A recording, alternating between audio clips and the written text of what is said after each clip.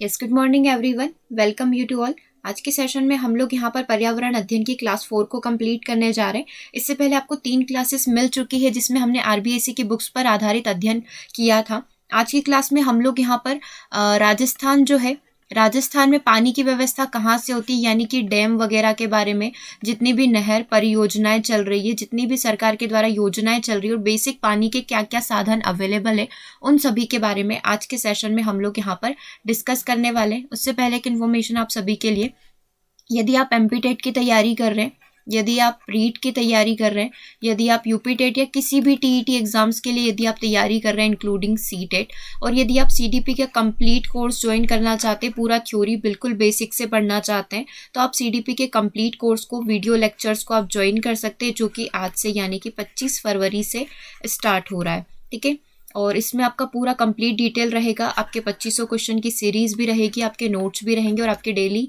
Videos भी रहेंगे और वीकली आपके मॉक टेस्ट भी रहेंगे। ओके, तो कंप्लीट कोर्स जब तक आपका एग्जाम नहीं हो जाता तब तक प्रिपरेशन करवाई जाएगी। तो यदि आप सीडीपी का कोर्स बाय करना चाहते हैं तो आप इसके लिए संपर्क कर सकते हैं 8770803840। इसी तरीके से यदि आप मैथ्स पेडागोजी का कोर्स बाय करना चाहते हैं, ओनली जस्ट ₹99 में अवेलेबल है। यदि आप ईवीएस का कंप्लीट नोट्स बाय करना चाहते हैं, ओनली जस्ट ₹300 में अवेलेबल है। सेम व्हाट्सएप नंबर पर आप मैसेज करके इसे प्राप्त कर सकते हो। और सीडीपी का जो होमवर्क क्वेश्चन आज आपको मिला है उसका आंसर आपको मिलेगा 6 PM क्लास में, तो अपना अपना आंसर सोच कर रखिए कि क्या आंसर उसका हो सकता है। डेली सीडीपी यानी कि अपना बाल विकास का एक क्वेश्चन आपको दिया जाएगा जिसको आपको सॉल्व करना रहेगा। चलिए आज की सेशन की बात करते हैं। पूरा आज पानी से डिस्कस हम लोग यहाँ पर करेंगे। पहले पानी के बारे में कुछ जानकारी हम लोग लेंगे, देन पर्टिकुलर स्टेट पर हम लोग मूव करेंगे। चैप्टर 9 आपका आता है कहाँ कहाँ से पानी की प्राप्ति कहाँ कहाँ से होती है। तो राजस्थान में जल की महत्ता को समझाते हुए राजा महाराजा और जन सामान्य ने मिलकर जल संग्रह करने के लिए, जल को, पानी को संग्रह करने के लिए एक समृद्ध तंत्र विकसित किए थे, जिसे एक या एक से अधिक तालाब, आपस में नहरें एक दूसरे से जुड़ी हुई रहती थी। नहरों के द्वारा एक दूसरे तालाब को जोड़ा जाता था। एक एक कर सभी तालाब वर्षा के जल से भरते जाते थे और बाद में उस क्षेत्र से पानी बाहर निकलता था। इसी तरह घरों में भी वर्षा जल को संग्रहित किया जाता था। तो वर्षा जल जो संग्रहण है, इसकी बहुत सारी विधियां यहाँ पर प्रचलित है, पुराने समय से ही प्रचलित है। हम लोग यदि जल के शुद्धिकरण की बात करें तो हम लोग जल का शुद्धिकरण कितने अलग अलग तरीके से कर सकते हैं। पानी को उबालकर हम लोग जल का शुद्धिकरण कर सकते हैं। कोई भी केमिकल गोली वगैरह, केमिकल रसायन का प्रयोग करके भी हम लोग यहाँ पर जल का शुद्धिकरण कर सकते हैं। आरओ का प्रयोग करके भी, फिल्टर वाटर प्रयोग करके भी हम लोग यहाँ पर जल का शुद्धिकरण कर सकते हैं। ये कुछ बेसिक थिंग होगी जो हमें जानना चाहिए कि हम लोग कैसे शुद्धिकरण कर सकते हैं। अब हम यहाँ पर बात करेंगे कलात्मक जल स्रोत की। लंबे समय से कुएं, बावड़ियां राजस्थान में पेयजल और सिंचाई के स्रोत हो गए। इसके बाद बताया गया कि विशेषकर बावड़ी में पानी तक पहुंचने के लिए चारों तरफ आकर्षक सीढ़ियां बनाई जाती है। बावड़िया जल स्रोतों के साथ साथ लोगों की धार्मिक और सामाजिक जरूरतों को पूरा करता है तथा प्राचीन कला को भी प्रदर्शित करता है। हमने बावड़ियों के बारे में सुना भी है और बहुत सारी मूवीज वगैरह में भी हम लोग देखते हैं अलग अलग तरीके की पुराने समय में बावड़ियां बनाई जाती थी, राइट।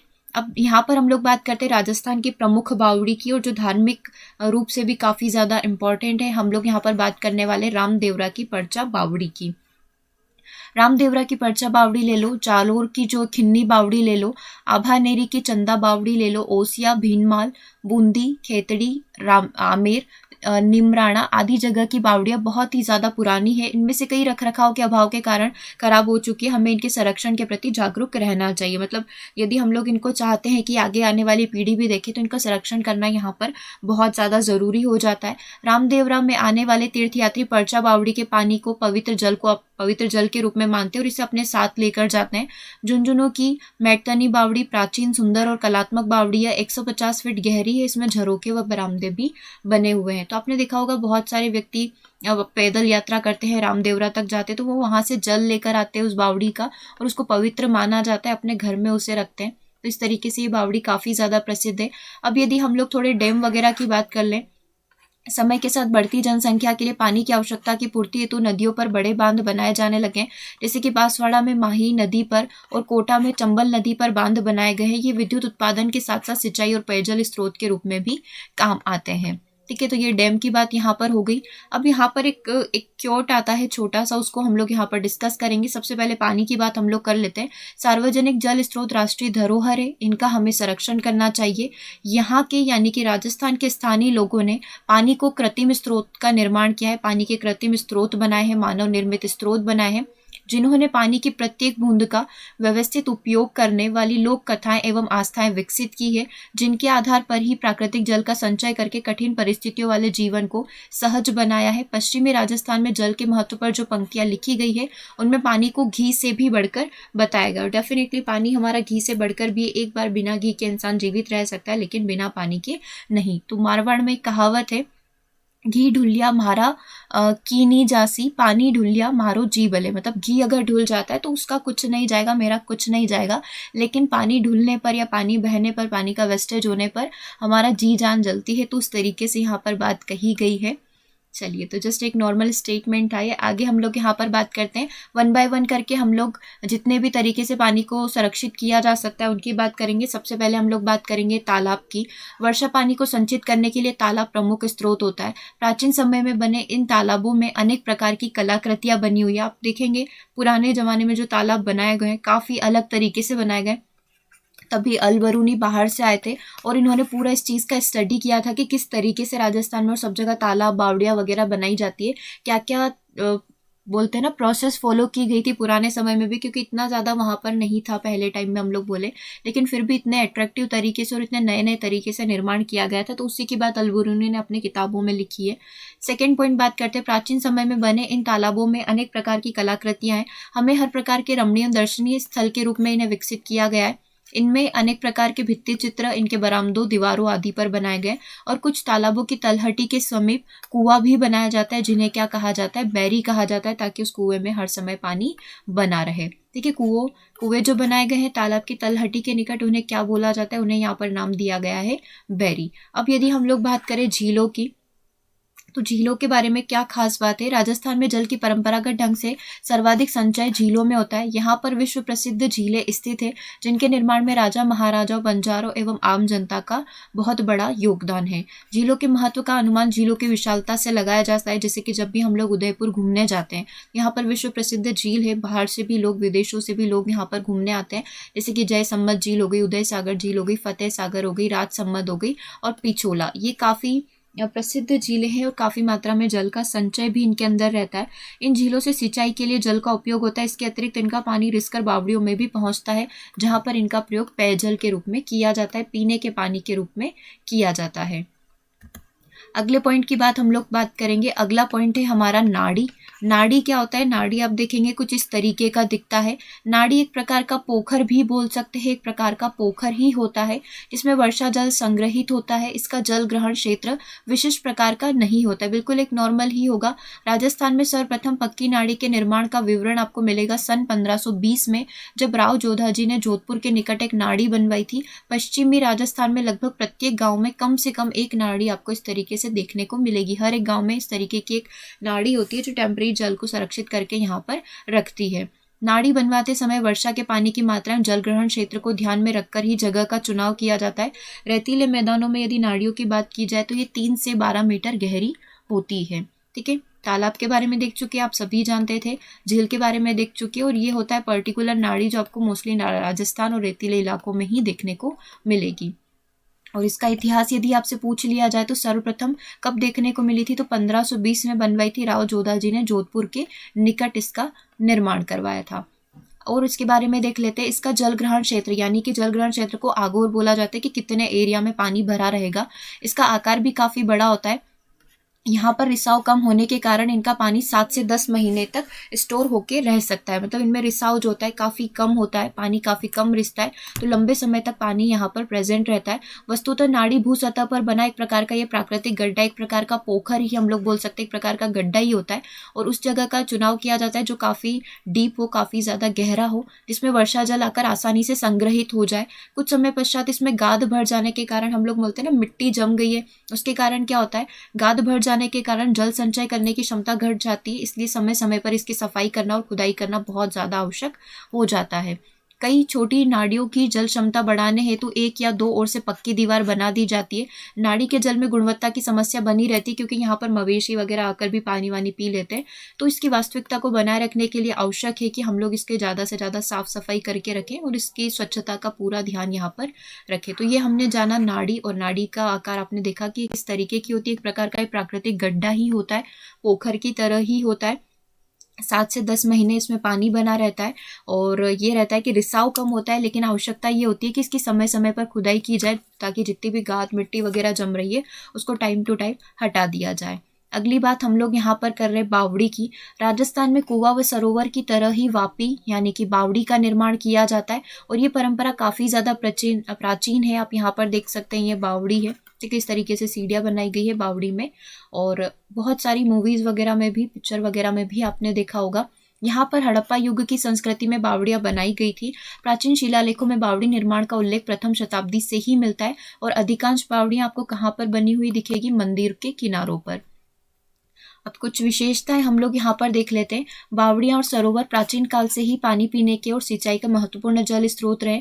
आज की तरफ जब घरों में नल अथवा सार्वजनिक हैंडपंप नहीं थे तो गृहणियाँ प्रातः काल एवं सायंकाल कूड़े, बावड़ी और सरोवर से ही पानी पीने के लिए लाया करती थी। बावड़ी का जल लवणीय नहीं होता है क्योंकि इनका निर्माण बड़े ही वैज्ञानिक तरीके से किया जाता है। लेकिन जब भी हम लोग रेगिस्तान की बात करते हैं तो वहाँ पर जल आपको लवणीय ही मिलता है, लेकिन बावड़ी का निर्माण इस तरीके से किया जाता है कि यहाँ पर पानी कभी भी खारा नहीं मिलेगा, आपको पीने योग्य पानी ही प्राप्त होता है। राजस्थान में बावड़ी निर्माण का प्रमुख उद्देश्य जो है वर्षा जल का संचय करना, ये प्रमुख उद्देश्य है, ठीक है। और पेयजल में भी इसका प्रयोग करते हैं। आगे हम लोग बात करें झालरों की। ये इस तरीके का कुछ झालर होता है। झालरों का कोई जल स्रोत नहीं होता है, यह अपने से ऊंचाई पर स्थित तालाबों या झीलों के रिसाव से पानी प्राप्त करते हैं। अब यहाँ पर ऐसा कोई नहीं है कि ऊपर से कहीं झरना वगैरह गिर रहा हो या पानी आ गया हो, जमीन के रिसाव के कारण ही यहाँ पर पानी कलेक्ट होने लग जाता है। तो इस प्रकार के पेयजल स्रोत को, इस प्रकार के स्रोत को क्या बोला जाता है? झालर यहाँ पर बोला जाता है, ठीक है। इनका स्वयं कोई आगोर नहीं होता है, मतलब इनका कोई जल भराव क्षेत्र नहीं होता है कि कितने क्षेत्र में रहेगा, लेकिन जहाँ जमीन में से रिसकर पानी इकट्ठा होना स्टार्ट हो जाता है उसे ही यहाँ पर झालोर बोला जाता है। काफी पवित्र स्थल भी इसे माना जाता है। झालरों का पानी पीने के उपयोग में तो नहीं आता है, वरन इनका जो जल है धार्मिक रीति रिवाजों को पूर्ण करने, सामूहिक स्नान एवं अन्य कार्यों हेतु भी हम लोग इसका प्रयोग कर सकते हैं। अधिकांश झालरों का आकार आयताकार होता है जिनके 3 ओर सीढ़ियां बनाई जाती है। अधिकांश झालरों का वास्तुशिल्प अद्भुत प्रकार का होता है, काफी यूनिक वे में इन चीजों को बनाया जाता है। जल संचय की दृष्टि से ये अपना विशिष्ट महत्व रखते हैं। आज इनके संरक्षण के प्रति तत्काल कदम उठाने की आवश्यकता है, वही यदि हमने इनका संरक्षण नहीं किया तो ये भी धीरे धीरे खत्म हो जाएंगे। अब हम लोग बात करें यदि टोबा की, तो टोबा क्या होता है? नाड़ी के समान आकृति वाला जल संग्रह केंद्र जो होता है टोबा कहलाता है। जैसे हमने नाड़ी देखा था कि एक पोखर की तरह प्राकृतिक गड्ढा ही होता है, उसी तरीके से टोबा भी होता है। ये भी राजस्थान में प्रयोग किया जाता है। इसका आगोर यानी कि जो जल संग्रहण क्षेत्र है, जितने एरिया में पानी भरा जाएगा, नाड़ी से काफी ज्यादा गहरा होता है, ठीक है, काफी ज्यादा गहरा होगा। इसका प्रकार थार के रेगिस्तान में इस प्रकार के जो टोबा है वो थार के रेगिस्तान में काफी ज्यादा प्रसिद्ध है। सघन संरचना वाली भूमि जिसमें पानी रिसाव कम होगा, टोबा निर्माण हेतु उपयुक्त स्थान इसको माना जाता है। इसका ढलान नीचे की ओर होना चाहिए। इसके जल का उपयोग मानव व मवेशियों के द्वारा किया जाता है। टोबा के आसपास नमी होने के कारण प्राकृतिक घास उग आती है जिस पर जानवर आसानी से चढ़ सकते हैं। मानसून के आगमन के साथ ही सामूहिक रूप से टोबा के पास टाणी बनाकर लोग निवास करते हैं। सामान्यतः टोबाओं में 7 से 8 महीने तक पानी बना हुआ रहता है, ठीक है। तो पानी की जो समस्या है राजस्थान में वो कुछ इस तरीके से संसाधनों के द्वारा पूरी की जाती है। राजस्थान में प्रत्येक गांव में जाति व समुदाय विशेष के द्वारा पशु एवं जनसंख्या के हिसाब से टोबा का निर्माण किया जाता है। एक टोबे के जल का उपयोग उसकी संचयन क्षमता के अनुसार 1 से 20 परिवार तक कर सकते हैं। डिपेंड करता है कि कितनी संचय क्षमता है, कितनी कैपेसिटी है उसकी, उसके हिसाब से यहाँ पर टोबे का निर्माण किया जाएगा। अगला है, इसके संरक्षण का कार्य विशिष्ट प्रकार से किया जाता था। खुदाई करके पायतान को बढ़ाया जाता है। जैसे कि खुदाई टाइम टू टाइम यहाँ पर आवश्यक होगी ताकि उसके एरिया को उसकी खुदाई करके उसमें पानी की जो संग्रहण क्षमता है उसको यहाँ टाइम टू टाइम बढ़ाया जा सके। अब हम लोग बात करेंगे कुंडी या टंका की। इसका पूरा विवरण आपको एनसीईआरटी में भी मिलता है। एनसीईआरटी में भी आपको टंका के बारे में पूरा बताया गया है। कुंडी राजस्थान के रेतीले ग्रामीण क्षेत्रों में वर्षा जल को संग्रहित करने के लिए महत्वपूर्ण परंपरागत प्रणाली है, और इसे कुंड भी हम लोग बोल सकते हैं। ये कुछ इस तरीके का दिखता है, मतलब एक बोल सकते हैं भूमिगत तालाब आप इसको बोल सकते हैं। इस तरीके से उसको पूरा पैक किया जाता है ताकि कोई भी गंदगी ना हो, कोई भी प्रदूषण पानी में न हो। इसमें संग्रहित जल का मुख्य उपयोग पेयजल के लिए किया जाता है। ये एक प्रकार का छोटा सा भूमिगत सरोवर, छोटा सा भूमिगत तालाब आप इसको बोल सकते हैं, और इसको ऊपर से पूरी तरीके से ढक दिया जाता है। कहीं कहीं पर प्रदूषण या संदूषण को रोकने के लिए इस जल स्रोत को ढक्कन पर ताला भी लगा दिया जाता है। इसका निर्माण मरुभूमि वो ही रेगिस्तान में ही किया जाता है, क्योंकि मरुस्थल का अधिकांश भूजल लवणीयता से ग्रसित होने के कारण पेय रूप में स्वीकार नहीं है, मतलब वो या पीने के लिए उसका प्रयोग नहीं कर सकते हैं। तो वर्षा जल संग्रहण इन कुंडों के माध्यम से यहाँ पर किया जाता है, और जितना भी वर्षा का जल आता है उसको इसमें संग्रहित कर लिया जाता है। कैसे किया जाता है वो हम लोग देखेंगे। देखो, 1 बाय 1 करके पूरा डिस्कस कर लेते हैं कि कैसे कुंडा या फिर इसके अंदर जो है पानी को हम लोग संग्रहित करते हैं। तो कुंड का निर्माण सभी जगह पर होता है। पहाड़ पर बने किलों में ले लो, पहाड़ की तलहटी में ले लो, घर की छत पर ले लो, आंगन में, मंदिर में, गाँव के बाहर, सभी जगह, खेत में हम सब इसका निर्माण कर सकते हैं। इसका निर्माण सार्वजनिक रूप से लोगों, सरकार तथा निजी निर्माण स्वयं व्यक्ति या परिवार विशेष व्यक्तियों के द्वारा करवाया जाता है। निजी कुंड का निर्माण घर के आंगन या चबूतरे पर किया जाता है, जबकि सामुदायिक कुंडिया जो है पंचायत भूमि पर बनाई जाती है, और इसका पूरा प्रयोग जो है गांव वाले कर सकते हैं। गांव में बने इन कुंडों के पास 2 खुले हौज भी होते हैं, जिनकी ऊंचाई कम रखी जाती है, ताकि जो भेड़ बकरियां हैं जो चरने आते हैं, ऊंट वगैरह, उनके पेयजल की व्यवस्था यहाँ पर की जा सके। ठीक है, अब इसके बारे में बात कर लेते हैं। आंगन या चबूतरे का ढाल जिस ओर होता है उसके निचले भाग में, ताकि वर्षा का जो जल है आसानी से वहां पर कलेक्ट हो सके। निचले भाग में कुछ कुंडियां यहाँ पर बनाई जाती है, जिन्हें गारे चूने से लिप पोत कर रखा जाता है। वर्तमान में कुंड की दीवारों पर अब सीमेंट का प्लास्टर भी किया जाता है, जिससे आंगन में वर्षा के पानी को एकत्रित किया जा सके, और आगोर या पायतान उसे बोला जाएगा। जहाँ पर वही कलेक्ट होगा उसे आगोर या पायतान यहाँ पर बोला जाएगा। इसको साल भर साफ सुथरा रखा जाता है। पायतन से बहकर पानी सुराखों में होता हुआ अंदर की साइड प्रवेश कर जाता है। इन सुराखों के मुहाने पर जाली, इस तरीके का पूरा एक जाली नेट लगाया जाता है, ताकि कचरा जो है, क्योंकि वर्षा के साथ साथ कचरा वगैरह भी आएगा, वृक्षों की पत्तियां वगैरह भी आएगी, वो अंदर प्रवेश ना कर पाए। और ये 40 से 50 फुट गहरी यहाँ पर हो सकती है। आप इस डायग्राम के थ्रू इसको समझ पाएंगे। एक सेकेंड, ये देखिए, ये रहा इसका डायग्राम। तो यहाँ पर कुछ इस तरीके के सुराहे वगैरह बनाए जाते हैं। इसके माध्यम से जो है पानी यहाँ पर अंदर की साइड प्रवेश करता है, और काफ़ी लंबे समय तक हम लोग इसको सुरक्षित करके रख सकते हैं, और पीने के लिए हम लोग इसका प्रयोग करेंगे। अगले पॉइंट की बात हम लोग बात करेंगे अभी खड़ीन की। इसका एक क्वेश्चन आपका सीटेट में भी पूछा हुआ था। ठीक है, खड़ीन के बारे में कि खड़ीन क्या है। तो एक प्रकार से वर्षा जल संग्रहण करने का एक तरीका है, वर्षा जल संग्रह करने का एक माध्यम हम लोग यहाँ पर बोल सकते हैं। खड़ीन जल संरक्षण की पारंपरिक विधियों में काफ़ी बहुउद्देशीय व्यवस्था है। यह परंपरागत तकनीकी ज्ञान पर आधारित है। खड़ीन मिट्टी का बना एक बांधनुमा अस्थायी तालाब आप यहाँ पर बोल सकते हैं, कि टेम्परेरी तालाब आप इसे बोल सकते हैं, जो किसी ढाल वाली भूमि के नीचे निर्मित करते हैं। इसके 2 तरफ मिट्टी की पाल उठाकर तीसरी ओर से पत्थर की एक मजबूत चादर बनाई जाती है, और पानी को काफी लंबे समय तक हम लोग यहाँ पर स्टोर करके रख सकते हैं। खड़ीन की यह पाल जो है धोरा कहलाती है, जो हमने बनाई हुई है यहाँ पर इस तरीके से दीवारें बनाई हुई है, इसमें से को बोला जाएगा धोरा।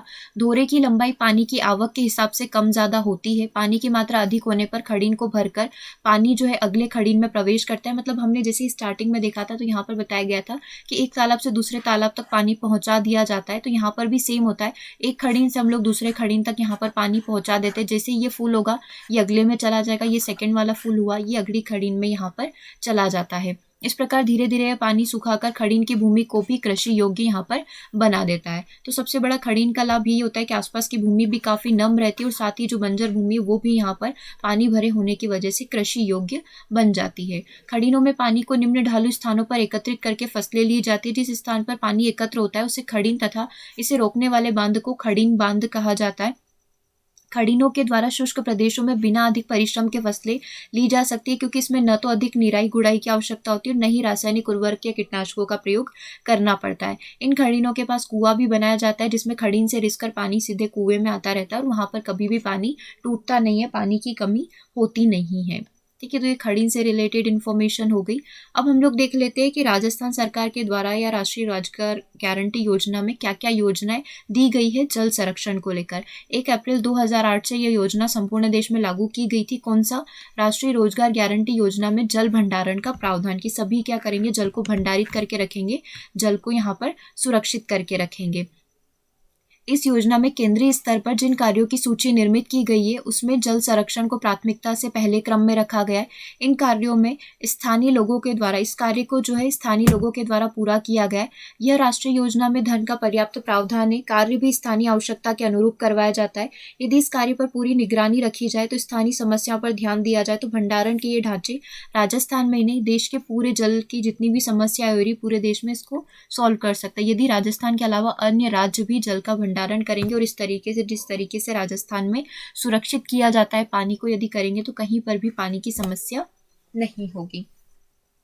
चलिए, तो ये हमने कुछ स्टोरेज पर्पस के बारे में देख लिया कि कितने स्टोरेज माध्यम होते हैं। At the last of the session हम लोग जितने भी स्टोरेज मीडियम हमने पढ़े हैं जो पानी को संरक्षित करके रखते हैं उनको एक बार और हम लोग शॉर्ट में वन लाइनर फॉर्म में रिवाइज कर लेंगे। फिलहाल हम लोग यहाँ पर कुछ क्वेश्चन स्टार्ट कर रहे हैं। पृथ्वी के धरातल पर जल का कितना प्रतिशत भाग खारेपन के रूप में पाया जाता है? तो हम लोग मानते हैं कि 97% पानी जो है बिल्कुल खारा पानी होता है, बल्कि बिल्कुल पीने योग्य नहीं होता है और ना ही किसी काम में आप उसे ले सकते हैं। समुद्री जल हम लोग बोल सकते हैं जो काफी ज्यादा लवणीय होता है। अगला क्वेश्चन आपकी स्क्रीन पर है कि जयपुर शहर को किस परियोजना से पेयजल की प्राप्ति होती है? बीसलपुर परियोजना से, जाखम परियोजना से, माही परियोजना से या चंबल परियोजना से? होगा तो अपकमिंग सेशन हम लोग पूरा डैम के ऊपर ले लेंगे, तो डैम से भी बहुत सारे क्वेश्चन आपके इस तरीके से कंप्लीट हो जाते हैं। तो जयपुर शहर को पानी पहुंचाने वाली परियोजना है बीसलपुर परियोजना, और जो जाखम परियोजना जो कि जाखम नदी पर बनी हुई है ये आपके प्रतापगढ़ में है। ठीक है, क्योंकि जाखम एक अलग शब्द है और एक जावत करके भी एक अलग शब्द आता है जो भी जयपुर शहर को पानी की पूर्ति यहाँ पर करवाता है। तो बस आप इस चीज का यहाँ पर ध्यान रखेंगे कि यहाँ पर जाखम शब्द की बात की गई है। जाखम जो कि हमारा यहाँ पर प्रतापगढ़ जिले में स्थित है, और एक आता है जवाई करके। ठीक है, जवाई और बीसलपुर जो जयपुर शहर की पानी की पूर्ति यहाँ पर करते हैं। ओके, और माही डैम हमने देखा ही था, बांसवाड़ा में स्थित है। ठीक है, जो वहाँ के पानी की पूर्ति करता है। चलिए आगे, और चंबल आपको पता है, चंबल कोटा बैराज डैम वगैरह।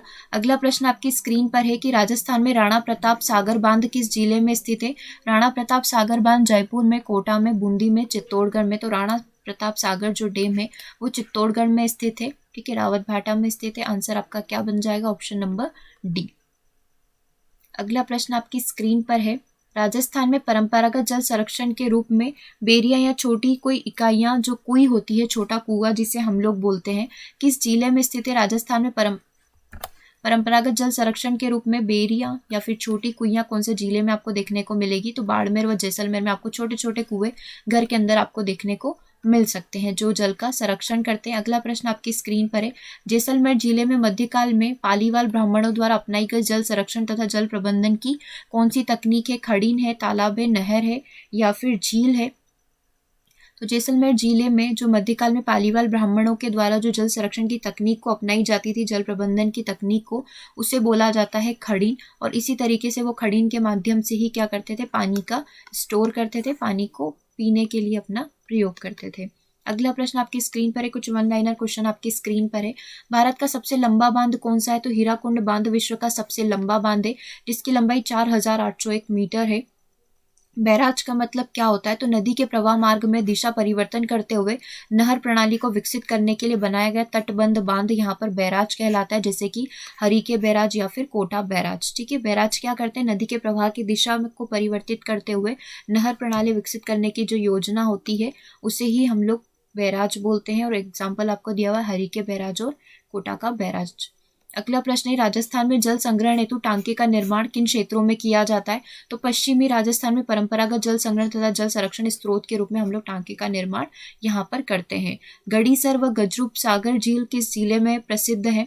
तो गढ़ीसर और गजरूप सागर जो है जैसलमेर जिले के प्रसिद्ध झीलें हैं यहाँ पर। ओके, अगला प्रश्न आपकी स्क्रीन पर है कि राजस्थान में आदिवासी क्षेत्रों के विकास के लिए कौन सी बहुउद्देशीय परियोजना यहाँ पर बनाई गई है? तो चित्तौड़गढ़ तथा उदयपुर व प्रतापगढ़ के आदिवासी क्षेत्रों में विकास हेतु सिंचाई के लिए जाखम नदी पर जाखम परियोजना यहाँ पर बनाई गई है। ठीक है, यही आपसे पूछा गया था कि कौन सी राजस्थानी आदिवासी क्षेत्रों के लिए कौन सी बहुउद्देशीय परियोजना का निर्माण किया गया है, तो जाखम परियोजना का निर्माण यहाँ पर किया गया है। ठीक है, चलिए आगे हम लोग यहाँ पर बात करेंगे। और कहाँ पर है ये, पर्टिकुलर कहाँ पर मिलेगी ये, तो हम लोग बोल सकते हैं इसी के माध्यम से विद्युत उत्पादन भी किया जाता है। और एक टीएसपी जनजाति करके है, इस उपयोजना के अंतर्गत इसका निर्माण किया गया है। और कहाँ पर स्थित है अगर ये भी पूछ लिया जाए तो ये भी आप लिख सकते हैं, जो हमारा प्रतापगढ़ जिला है उसके अनूपपुरा में जो जाखम नदी बहती है उसके ऊपर 81 मीटर ऊंचा डैम यहाँ पर बनाया गया है। ठीक है, और किस योजना के अंतर्गत, टीएसपी जो जनजाति उपयोजना है उसके अंतर्गत इसका निर्माण किया गया है। तो थोड़ा सा डिटेल हम लोग यहाँ पर देख लेंगे। वैसे हम लोग जब डैम कंप्लीट करेंगे तो हर एक चीज़ को डिटेल में पढ़ेंगे ही, लेकिन फिर भी आप यहाँ पर जाखम नदी के ऊपर जो जाखम परियोजना इसका निर्माण किया गया और यहीं से विद्युत गृह का निर्माण भी किया गया है। मिट्टी से निर्मित बांध कौन कौन से हैं ये आपसे यहाँ पर पूछा गया है। तो 5 नदियों के संगम पर स्थित है मिट्टी का हमारा बांध, जिसे ना जाना जाता है यहाँ पर पांचना बांध के नाम से। ओके, ये चीज़ आप यहाँ पर ध्यान रखेंगे। अच्छा, इसमें एक चीज़ और आपसे पूछी जा सकती है कि कौन कौन सी वो 5 नदियाँ हैं जिसकी वजह से पांचना बांध यहाँ पर निर्मित हुआ है, तो ये चीज़ आपको यहाँ पर ध्यान रखनी होगी। इसको मैं at the last of the session आपको बता दूंगी कि कौन कौन सी नदियाँ यहाँ पर है जिसकी वजह से इस पांचना जो बांध है इसका निर्माण यहाँ पर किया गया है। चलिए अभी हम लोग देख लेते हैं भाखड़ा नागल परियोजना का वर्णन कीजिए। तो भाखड़ा नागल परियोजना देश की सबसे बड़ी तथा एक महत्वपूर्ण परियोजना है जो सतलुज नदी पर हिमाचल प्रदेश में स्थित है। ठीक है, हिमाचल प्रदेश के बिलासपुर के निकट स्थापित किया गया। यह पंजाब, हरियाणा तथा राजस्थान की एक संयुक्त परियोजना इसे हम लोग बोल सकते हैं। इस परियोजना का उद्देश्य सतलुज तथा यमुना के मध्य भागों में सिंचाई, विद्युत व पेयजल की आपूर्ति तथा आर्थिक विकास करना है। इसमें 2 बांध, भाखड़ा बांध तथा नागल बांध आते हैं, जो कि भाखड़ा बांध के अतिरिक्त जल को संचित करने के उद्देश्य से यहाँ पर इसका निर्माण किया गया है। ठीक है, तो ये पूरी भाखड़ा नागल परियोजना हो गई। उसके बाद हम लोग बात करते हैं बिसलपुर परियोजना क्या है, जिसका क्वेश्चन आपसे एग्जाम में पूछा गया था। बिसलपुर परियोजना टोंक जिले के टोडा रायसीने कस्बे के निकट बिसलपुर स्थान पर बनास नदी पर 574 मीटर लंबा तथा 39.5 मीटर ऊंचा यहाँ पर डैम निर्मित किया था। यहाँ बांध को क्रमशः बाएं तथा दाएं किनारे से 2 नहरें निकाली गई है। यहाँ बांध में क्या हुआ है, 2 नहरें अलग अलग बाएं और दाएं तरीके से निकाली गई है। इसे सवाई माधोपुर जिले को सिंचाई, जयपुर शहर तथा अजमेर, केकड़ी, सखाड़, ब्यावर एवं रास्ते में आने वाले गांवों को यहाँ पर पेयजल की प्राप्ति होती है। और लगभग 256 गांवों की सिंचाई परियोजना जो है अकेले जो बीसलपुर परियोजना है इसके माध्यम से कंप्लीट की जाती है। ओके, तो ये आपको ध्यान रखना है बीसलपुर परियोजना के बारे में। आगे हम लोग थोड़ा सा इसको शॉर्ट में देख लेते हैं। शॉर्ट में क्या क्या चीज़ें हैं, बावड़ी वगैरह जो हमने पढ़ा है उसके बारे में थोड़ा सा देख लेते हैं। देखो, बावड़ी क्या है, यह चतुष्कोणीय, गोल व वर्तुल आकार में निर्मित जल स्रोत होता है।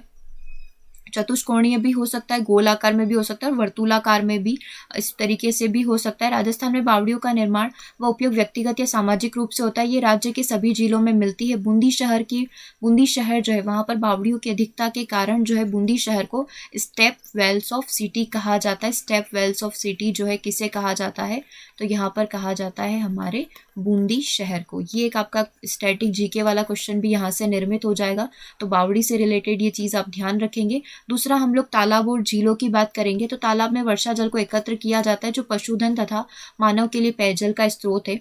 इनका विकास ढालू भाग के समीप किया गया। इनके निर्माण में धार्मिक तथा सामाजिक भावना जुड़ी रहती है जो इनके संरक्षण तथा सुरक्षा में सहायता करती है। वही तालाब की नॉर्मल बात कर लिए। झीलें भी इसी तरीके से होती है, पेयजल वगैरह के लिए और अकाल में सूखे का वरदान का काम यहाँ पर हमारी करती है झीलें। अगला, यदि हम लोग बात करें नाड़ी, टांका और जोहड़ की, जोहड़ भी इसी तरीके का होता है। पहले हम लोग बात करते हैं नाड़ी की। तो यह तालाब का एक छोटा सा रूप होता है। इसमें रेतीले मैदानी भाग में वर्षा जल को एकत्र किया जाता है। इसमें तुलनात्मक रूप से वर्षा जल को अल्पकाल यानी कि कुछ समय के लिए इकट्ठा किया जाता है। 7 से 10 महीने तक के लिए पानी यहाँ पर स्टोर करके रखा जा सकता है और लोगों, पशुओं तथा वन्य जीवों के लिए पेयजल का इसे महत्वपूर्ण स्रोत माना जाता है। टांका की बात करें तो जल संग्रहण तथा जल संरक्षण का मुख्य स्रोत जो प्रत्येक घर तथा खेत में भूमि में 5 से 6 मीटर तक गहरा गड्ढा खोदकर बनाया जाता है। इसमें छत की जो घर की छत होती है तथा आगोड़ से आने वाले वर्षा जल का संग्रहण किया जाता है। जोहड़ की बात करें तो जोहड़ में बहते हुए वर्षा जल को इसके आगोड़ के माध्यम से इकट्ठा किया जाता है। यह पशुओं तथा मानव के लिए पेयजल का उत्तम स्रोत यहाँ पर हो सकता है। ठीक है, जोहड़ भी इस तरीके से नाड़ी की तरह ही होता है। अगले पॉइंट की बात करें, बेरी या छोटी कुई क्या होती है? यह विशेषता पश्चिमी राजस्थान के तालाब तथा खड़ीन के अगोर भूमि में 5 से 6 मीटर गहरा गड्ढा खोदकर बनाई जाती है। इसका व्यास यदि हम लोग बोले तो 2 से 3 फुट तक का हो सकता है, ज़्यादा बड़ी ये नहीं होती है। और इसका प्रयोग ग्रीष्म ऋतु में वर्षा जल के सूखने के बाद किया जाता है। गर्मी के समय में छोटी कुई हुई उससे पानी हम लोग स्टोर करके रखते हैं पहले, और फिर गर्मी के समय में इसका प्रयोग करते हैं। खड़ीन की बात की जाए तो यह जल संरक्षण तथा जल प्रबंधन की एक ऐसी तकनीक है जो कृषि तथा पेयजल के लिए सर्वाधिक उपयुक्त मानी गई है। इसमें भूमिगत जल में वृद्धि, मिट्टी संरक्षण, मिट्टी में नमी बनी रहती है तथा ग्रीष्मकाल में पेयजल के लिए इसका प्रयोग किया जाता है। चलिए, अब हम लोग यहाँ पर भारत सरकार द्वारा अनेक बहुउद्देशीय परियोजनाओं का संचालन किया जा रहा है, जिसमें दामोदर घाटी परियोजना तथा हीराकुंड परियोजना महत्वपूर्ण है। 1 बाय 1 करके दोनों को डिस्कस कर लेते हैं। सबसे पहले यदि हम लोग बात करें दामोदर घाटी परियोजना की, तो ये पश्चिमी बंगाल व झारखंड की संयुक्त परियोजना है। कहाँ की? एक तो पश्चिम बंगाल की और झारखंड की। जो पश्चिम बंगाल का शोक भी मानी जाती है, कौन सी नदी? दामोदर नदी। क्यों मानी जाती है? क्योंकि अपना एक तो डायरेक्शन बहुत चेंज करती रहती है और काफ़ी ज़्यादा बाढ़ वगैरह आती है, तो यहाँ पर जो है पश्चिम बंगाल को दामोदर नदी जो है इसका शोक माना जाता है। और इसमें क्या क्या चीज़ें बताई गई है? बाराकार, बोकारो व कोनार सहायक इसकी नदियां हैं। इन नदियों पर भी अनेक बांध जैसे मैथान, बाल पहाड़ी, तिलेया बांध, बोकारो बांध, कोनार, अघर बांध, बर्मो बांध तथा बाल पहाड़ी 8 बांध यहाँ पर बनाए गए हैं। इसका उद्देश्य क्या है? इसका उद्देश्य पश्चिम बंगाल में झारखंड नदी घाटी का आर्थिक विकास करके स्थानीय निवासियों के जीवन जो है उनमें सुधार करना है। इसी तरीके से यदि हम लोग बात करें हीराकुंड बांध परियोजना की, तो यह परियोजना उड़ीसा का शोक कही जाने वाली महानदी पर स्थित है। देखिए, उड़ीसा का शोक महानदी को माना जाता है तथा बाढ़ तथा सूखे, अकाल की स्थिति जैसी आपदाओं से छुटकारा दिलाने के लिए लाभकारी ये सिद्ध हुई है। यह विश्व का सबसे लंबा बांध है, 4801 मीटर है। नहरों से सिंचाई तथा विद्युत ग्रहों से निर्माण के क्षेत्र में विद्युत आपूर्ति, कृषि व औद्योगिक क्षेत्र में आशातीत सफलता हमें इसके माध्यम से प्राप्त हुई है। ठीक है, कुछ क्वेश्चन हम लोग यहाँ पर कंप्लीट कर लेते हैं। निम्नलिखित में से कौन सा अलवणीय जल संसाधन नहीं है? अलवणीय कौन सा नहीं होगा? भूमजल, बहता हुआ जल और नदी, वर्षा या फिर महासागर। तो कौन सा यहाँ पर अलवणीय जल संसाधन नहीं है? तो यहाँ पर आपका आंसर हो जाएगा महासागर। तो ऑप्शन नंबर डी आपका यहाँ पर बिल्कुल राइट होगा। अगले प्रश्न की बात हम लोग यहाँ पर करेंगे, वर्षा जल संग्रहण तकनीक टाका का संबंध किस राज्य से है? तो टाका कहाँ पर निर्मित किया जाता है? तमिलनाडु, मेघालय, कर्नाटक या फिर राजस्थान में इसका निर्माण किया जाता है। ऑप्शन नंबर डी राजस्थान के अंदर। राजस्थान के बारे में ही पढ़ा है आज हमने। अगला प्रश्न आपकी स्क्रीन पर है, निम्नलिखित में से कौन सा जल संग्रहण पद्धति का प्रयोग राजस्थान में नहीं किया जाता है? जोहड़, गुल, खादिन या फिर टाका। हमने जोहड़ के बारे में देखा, हमने खादिन देखा, हमने टाका देखा, लेकिन हमने गुल नहीं देखा, जो कि राजस्थान में प्रयोग नहीं होता है। जल दुर्लभता का मीनिंग क्या होता है? वर्षा में कमी होना, जल में कमी होना, नदी बहाव में कमी होना या जल की सीमित मापना। तो जल दुर्लभता यानी कि जल में क्या हो चुकी है? कमी हो चुकी है। तो आंसर आपका क्या हो जाएगा? Option number B. चलिए, अगले प्रश्न की बात हम लोग यहाँ पर करेंगे। अगला प्रश्न आपकी स्क्रीन पर है, बहुउद्देशीय परियोजना का क्या तात्पर्य होता है? एक योजना जो सभी वर्गों के लिए लाभकारी होती है। पंचवर्षीय योजना ही बहुउद्देशीय परियोजना होती है। एक नदी पर बांध बनाकर कई उद्देश्यों की पूर्ति के लिए बनाई गई योजना या फिर कई योजनाओं को एक साथ बनाना बहुउद्देशीय परियोजना कहलाता है। आंसर आपका क्या होगा? Option number C. एक नदी पर डैम बनाकर हमने आसपास के लोगों के लिए पेयजल आपूर्ति हो गई, चाहे वो विद्युत गृह योजना हो गई या फिर आसपास की सिंचाई परियोजना हो गई, इरिगेशन सिस्टम हो गया, तो उन सभी के लिए योजना अगर कॉमन निर्मित की जाती है तो उसे बहुउद्देशीय परियोजना के नाम से यहाँ पर जाना जाता है। ओके, और जो हमने देखा था पांचना बांध, जो कि 5 नदियों पर बना हुआ है, 5 नदियों से निर्मित हुआ है, तो वो कौन कौन सी 5 नदियां हैं? अगर आपसे ये पूछ लिया जाए तो आप इसका आंसर कर सकते हैं। सबसे पहले तो इसमें आपसे ये पूछा जा सकता है कि पांचना बांध जो बना है वो किस देश के सहयोग से या कौन आर्थिक सहायता यहाँ पर कर रहा है? तो यहाँ पर अमेरिका, क्योंकि ये क्वेश्चन हमारा करंट अफेयर्स में भी पूछा जा सकता है। अमेरिका यानी कि यूएसए जो है इस बांध के निर्माण के लिए अपनी आर्थिक सहायता यहाँ पर प्रोवाइड कर रहा है। और वो कौन कौन सी 5 नदियाँ हैं? पहली नदी भद्रावती नदी है, ठीक है। दूसरी नदी हमारी अटा नदी है। तीसरा हमारा माची है। चौथा हमारा बरखेड़ा है और 5वां हमारा है भेसावर। ठीक है, इन 5 नदियों के निर्माण 5 नदियों के मिलन से इसका निर्माण हुआ है और ये पूरा डैम जो है पूरा बना हुआ है मिट्टी का। ठीक है, ये भी आप ध्यान रख सकते हैं, मिट्टी से बना हुआ सबसे बड़ा डैम इसको यहाँ पर माना जाता है। सहयोग कौन कर रहा है? अमेरिका कर रहा है। एक बार और यदि आप नाम लिखना चाहें तो आप इसके लिख सकते हैं। फर्स्ट तो अमेरिका के सहयोग से बन रही है और यदि आप नाम लिखना चाहें तो भद्रावती, हटा, माची, परखेड़ा और भैसावर। ठीक है, ये टोटल 5 नदियां हैं। इसके संगम पर ये बना हुआ है हमारा कौन सा डैम? पांचना डैम। और पूरा बना हुआ है, मिट्टी का बना हुआ सबसे बड़ा डैम आप इसको बोल सकते हो। और अमेरिका जो है इसको आर्थिक सहायता यहाँ पर फाइनेंशियल हेल्प कर रहा है इस डैम को बनने के अंदर। ये सारी इन्फॉर्मेशन आप इससे रिलेटेड याद रख सकते हैं। चलिए अब कुछ और क्वेश्चन हम लोग यहाँ पर करेंगे। अलवणीय जल किस प्रकार से प्राप्त होता है? तो अलवणीय जल जो होता है वो सतही अफवाह और भूमजल स्रोतों से प्राप्त होता है। भाखड़ा बांध की मुख्य विशेषता क्या है? तो सीमेंट और कंक्रीट का बना हुआ विश्व के सबसे बड़े बांधों में इसका नाम आता है भाखड़ा नागल डैम का। भारत में दामोदर घाटी निगम की स्थापना किस प्रारूप के अनुसार की गई थी? तो भारत सरकार ने अमेरिकी की टेनेसी घाटी परियोजना के प्रारूप को देखते हुए दामोदर घाटी निगम की स्थापना करी थी। दामोदर नदी क्यों कुख्यात है? क्यों ये इतनी ज्यादा शोक क्यों बोला जाता है इसको वेस्ट बंगाल पश्चिम बंगाल का? दामोदर नदी मार्ग परिवर्तन, अपर्दन तथा बाढ़ के लिए कुख्यात है। अपना मार्ग परिवर्तित करती रहती है। एक सॉइल इरोजन, मृदा अपर्दन भी बहुत होता है और बाढ़ भी बहुत आती है। उड़ीसा के शोक को किस नाम से जाना जाता है? तो महानदी को उड़ीसा के शोक के नाम से जाना जाता है। महानदी का उद्गम कहाँ पर है? तो छत्तीसगढ़ के बस्तर की पहाड़ियों से निकलती है। हरिके बैराज किन दो नदियों के संगम पर बना हुआ था? सतलुज और रावी नदी के संगम पर हमारा हरिके बैराज बना हुआ है। और बिसलपुर परियोजना किस नदी पर स्थित है? तो बिसलपुर परियोजना जो है हमारी जो बनास नदी है इसके ऊपर स्थित है। अगला प्रश्न, नर्मदा परियोजना से राजस्थान के किन शहरों को जल की आपूर्ति होती है? तो नर्मदा परियोजना से बाड़मेर तथा जालोर को पेयजल की आपूर्ति यहाँ पर होती है। राजस्थान की बात करें तो राजस्थान में बाड़मेर तथा जालोर को पेयजल की पूर्ति होती है। पिछोला झील कहाँ पर स्थित है? जयसम्मत, राजसम्मत झील कहाँ पर स्थित है?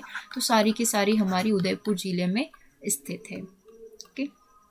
चलिए अब थोड़ा सा हम लोग यहाँ पर चंबल घाटी परियोजना किन आपदाओं से बचाव के लिए आरंभ करती है इसके बारे में देख लेते हैं। तो यह घाटी परियोजना राजस्थान और मध्य प्रदेश की संयुक्त परियोजना है और चंबल घाटी पर इसका निर्माण चंबल नदी पर 1953 में इसका शुरुआत की गई थी। नदी के प्रवाह से भूमि अपरदन, बाढ़ तथा अन्य आपदाओं से होने वाली हानि तथा दूरगामी परिणामों से बचाव के लिए चंबल घाटी परियोजना की स्थापना की गई थी, इसको शुरू किया गया था।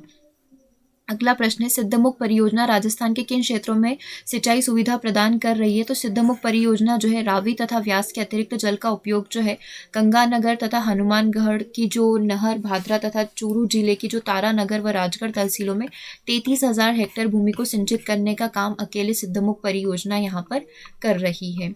तो आप देख सकते हैं रावी तथा व्यास के अतिरिक्त जल का उपयोग गंगानगर तथा हनुमानगढ़ जो है उसकी नहर, भादरा तथा चूरू जिले की जो तारानगर व राजगढ़ तहसील में 33,000 हेक्टेयर भूमि को ये सिंचित करती है। अगला ये क्वेश्चन आपसे थोड़ा एक हिस्ट्री से रिलेटेड है बोल सकते हैं। प्राचीन काल के जल संरक्षण या जल संग्रहण के साक्ष्यों पर पुरातत्व व ऐतिहासिक अभिलेख बताते हैं कि सिंधु सभ्यता की खुदाई से कुंड, कूप तथा नहरों के साक्ष्य मिले। मतलब सिंधु सभ्यता और हड़प्पा सभ्यता से आपको बावड़ी की जानकारी मिल जाएगी और सिंधु सभ्यता से इसी तरीके से आपको कुंड, कुएं और नहरों के साक्ष्य मिलेंगे। ये कहाँ कहाँ से मिले हैं कुछ अभिलेख के बारे में हम लोग देख लेते हैं। चाणक्य के अर्थशास्त्र के अनुसार चंद्रगुप्त मौर्य ने सुदर्शन झील का निर्माण करवाया था। ये बात हमें पहले से पता थी हिस्ट्री में। चंद्रगुप्त मौर्य के समय में बड़े पैमाने पर बांध, झील व सिंचाई यंत्रों का निर्माण करवाया गया था और दक्षिण भारत के चालुक्य शासकों के द्वारा अनेक तथा बांध का निर्माण यहाँ पर करवाया गया था और राजस्थान में स्थानीय राजाओं ने बावड़ी, झालरा, नाड़ी, कुएं, कुवी आदि का निर्माण करवाया था। तो ये कुछ पुराने साक्ष्य मिलते हैं, मतलब लोगों को पहले से पता था कि किस तरीके से इनका निर्माण करवाया जाता है। चलिए कुछ और क्वेश्चन हम लोग देखेंगे। खिन्नी बावड़ी कहाँ पर स्थित है? उदयपुर में, जालोर में, रामदेवरा में, बूंदी में। तो हमारी खिन्नी बावड़ी स्थित है यहाँ पर जालोर के अंदर। ऑप्शन नंबर बी करेक्ट होगा। माही बांध कहाँ पर स्थित है? बांसवाड़ा, अजमेर, कोटा, उदयपुर। तो माही बांध हमारा स्थित है बांसवाड़ा में। ऑप्शन नंबर 1 आपका बिल्कुल करेक्ट होगा, right.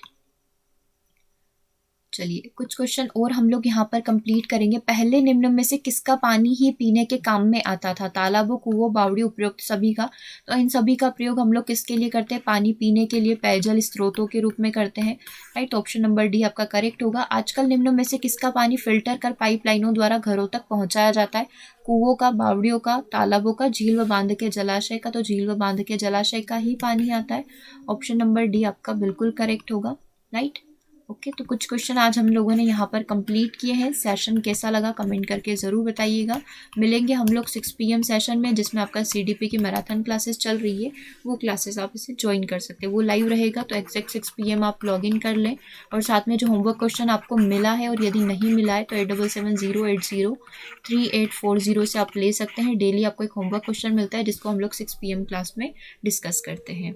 Okay, so thank you for watching.